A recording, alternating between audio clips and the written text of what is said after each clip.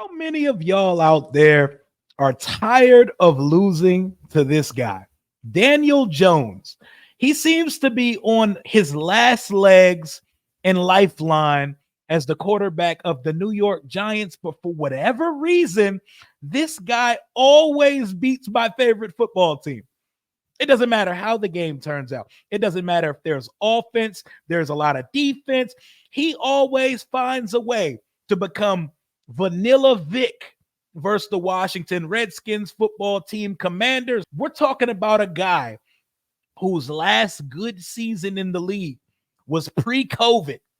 Last time he threw for 20 touchdowns, pre-COVID. The last time he had a 3-touchdown game, pre-COVID. We're talking about the Chase Young Bowl of 2019, in which he had like 5 touchdowns and over 300 yards versus the Washington Redskins at the time. That was the last time this guy had a good season. Did he win a playoff game 2 seasons ago? Absolutely. He went up to Minnesota, outplayed Kirk Cousins, but in that season, this Bama threw 15 touchdowns in 17 starts, less than a touchdown a week.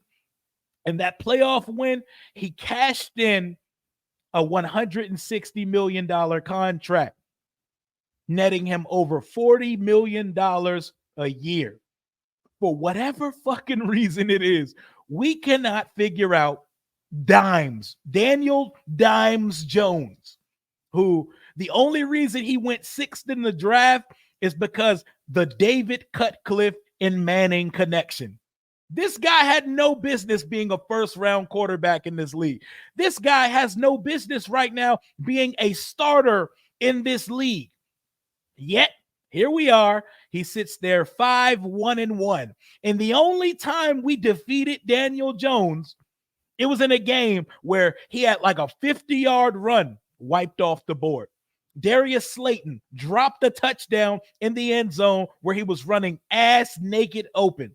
And Dexter Lawrence jumped off sides on a field goal attempt that we missed for the game.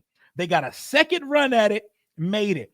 There is no feasible fucking excuse to losing this weekend to Daniel fucking Jones. Point blank, period.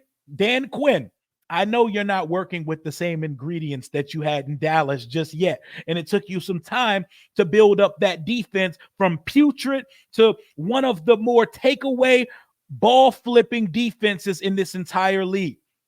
You were undefeated, I believe 6-0 during your tenure in Dallas versus Daniel Jones and the New York Giants. You even shut them out a couple times.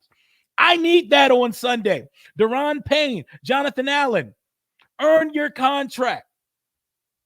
Earn it. Edge rushers, Dorrance Armstrong, we paid you $15 million a year this offseason. That spin move, it looked good week 1. Now use it to get home. They sacked this motherfucker 5 times last week, the Vikings, and their defense not even like that at all.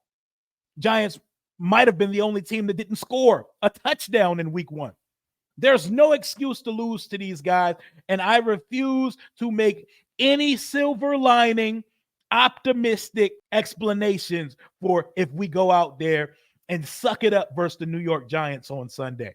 Look at this guy. Look at his aura, his demeanor. He's defeated. He knows he's cooked. Fans are following him to his car after the game, telling him to give me $1 million, give us our money back.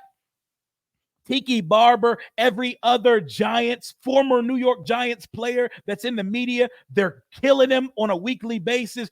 Brian Daboll is answering questions about pulling his starting quarterback in week 1 of the NFL season. There is no excuse, explanation, or reason we should be losing to the stank-ass New York Giants, because while we're in similar trajectories in that we are both looking up at the Dallas Cowboys and the Philadelphia Eagles in our division, they have a quarterback who's in year 6 and still processes like a rookie.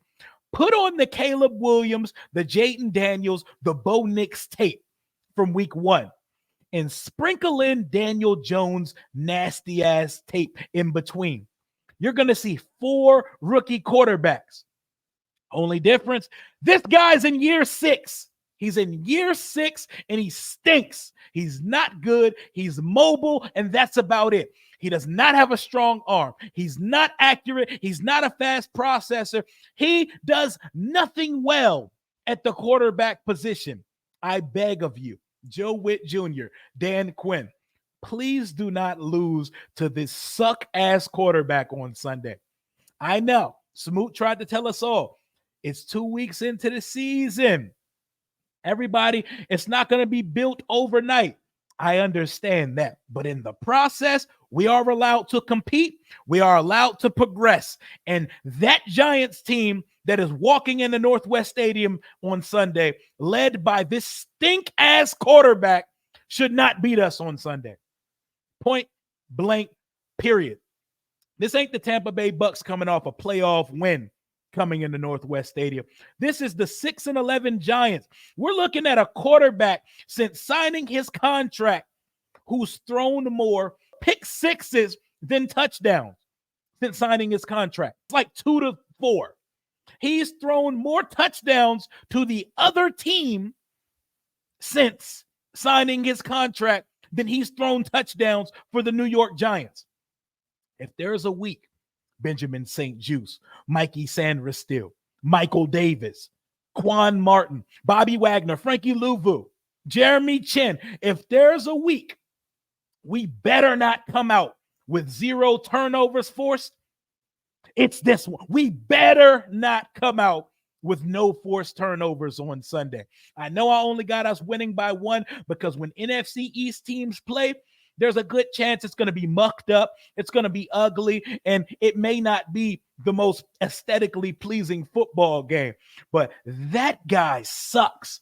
He stinks, and I'm tired of fucking losing to Daniel Jones. Point blank, period. The way I see it, we like to talk about script writing in the NFL. What better script? This shit feels William Shakespearean-like.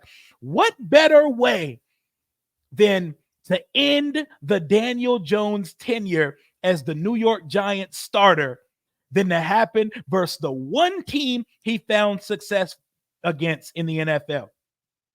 We are most of the reason why Daniel Jones got paid. That contract was written because of his production versus Washington, because there isn't much production to go off of versus the rest of the NFL. What better team to go out with a 0 touchdown, 3 interception, benching, and done in New York situation than this Sunday at Northwest Stadium when Washington plays its first home game of the Adam Peters era, of the Dan Quinn era, of the Jaden Daniels era, a game in which we're bringing the gold pants back. Wale's performing at halftime. First game of the stadium called Northwest. What better team, what better time than now? Washington has to beat the New York Giants on Sunday. I'm hyped. I'm ready to go.